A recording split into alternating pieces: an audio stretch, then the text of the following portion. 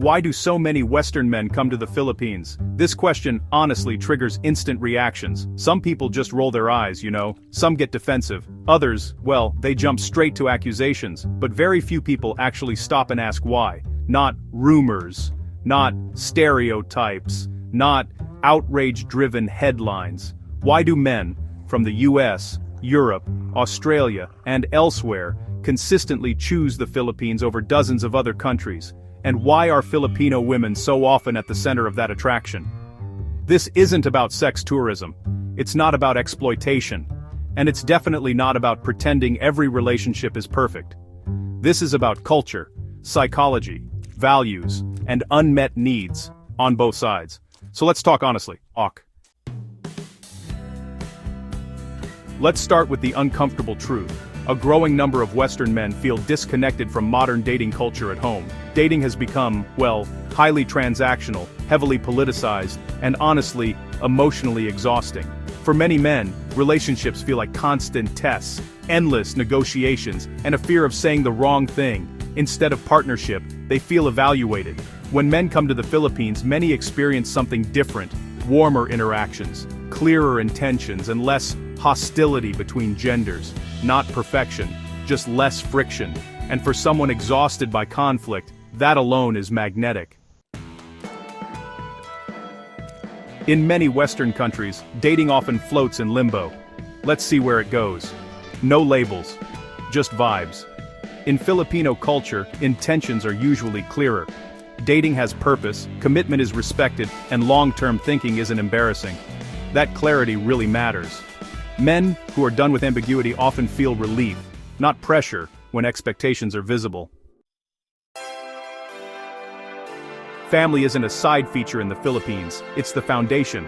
Foreign men quickly notice strong family bonds, deep respect for parents, and a culture that values stability over individual chaos. For men who grew up with divorce, broken homes, or isolated family structures, this feels grounding. It signals that relationships aren't disposable, and neither are people.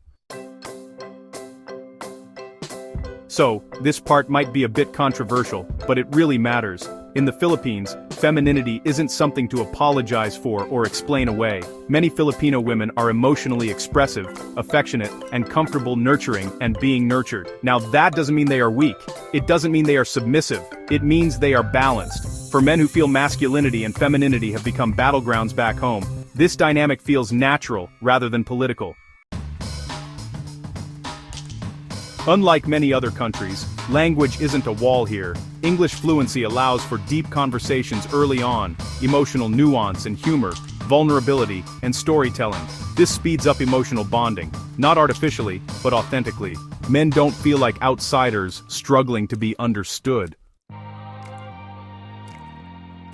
One of the most commonly reported experiences by foreign men is this: I feel respected again, not worshipped, not put on a pedestal, simply appreciated. Many men feel that in their home countries, masculinity is treated with suspicion, male effort is undervalued, and providers are criticized rather than acknowledged. In Filipino culture, effort is noticed, and feeling valued changes how people show up in relationships.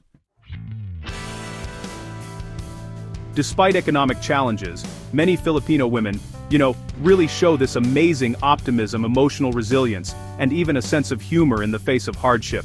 Now, this doesn't mean life is easy. What it does mean is that hardship hasn't turned into bitterness. For men who come from cultures that are just saturated with cynicism, this emotional tone feels honestly refreshing and, kind of contagious.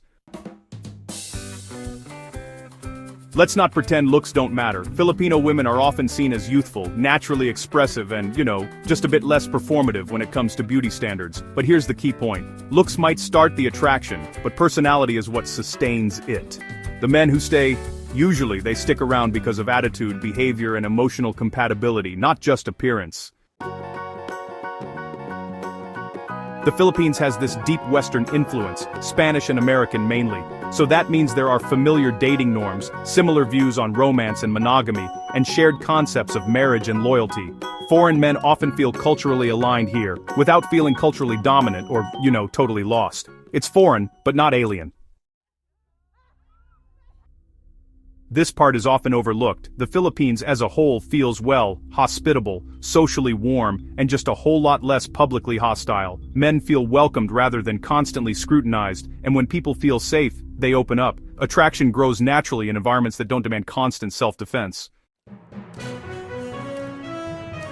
Now let's be clear. Not all foreign men are good men, not all Filipino women are saints. Some relationships fail, some are transactional, some are unhealthy. But reducing every cross-cultural relationship to exploitation is lazy, and honestly, it's just wrong. Most successful relationships form because both sides are responding to unmet needs. Both sides gain something meaningful, and both sides choose each other consciously. That's not manipulation. That's human connection. Western men don't come to the Philippines because Filipino women are easy. They come because relationships feel human again. Appreciation replaces resentment, and peace replaces constant conflict. And Filipino women choose foreign men for equally complex reasons: stability, respect, opportunity, and emotional compatibility. This isn't about superiority, it's about fit. And fit matters way more than ideology. If this conversation made you uncomfortable, that's actually a good thing.